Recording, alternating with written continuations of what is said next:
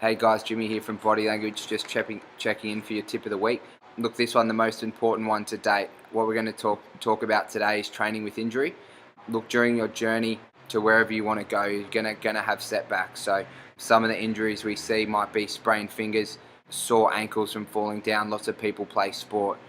Well, it's really important that you continue training throughout. At Brookvale here, we work with who I believe to be the best physiotherapist on the Northern Beaches, North Kelkel Physio.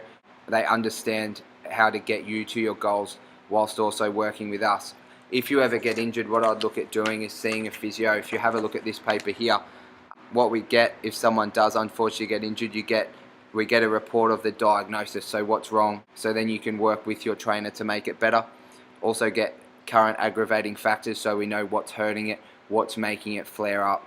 Next one is the management strategy, which is really important. Now, if you do ever get injured, you need to make sure that you put the steps in place to make sure it's better.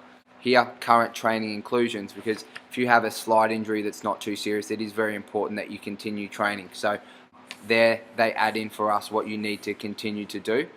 If you see here as well, restrictions in training. So when you do have injury, say if you hurt your ankle, for example, is obviously you won't be able to run or have any impact or certain things, but it doesn't mean that you completely have to stop training, because that'll set you back. So what we could do is lots of boxing, for example, light impact with no movement, maybe some seated row, whatever the physio says.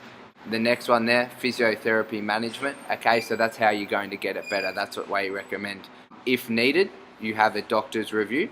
Okay, you might need to see a specialist or something like that, just depending on the grade of the injury. And they also cover in your next physio review.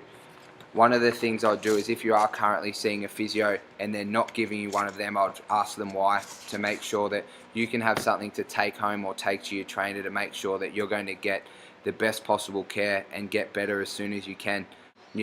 Just always think, just because you might have a slight injury doesn't mean you stop training.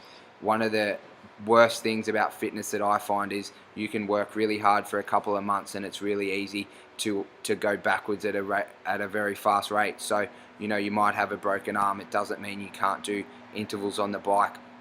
Always looking after the injury, always making sure you can do whatever it takes to get better as fast as possible, and not compromising the injury, but also keeping in mind that you do have goals that often, if you stop, will just set you further back than where you want to be. Thanks, guys.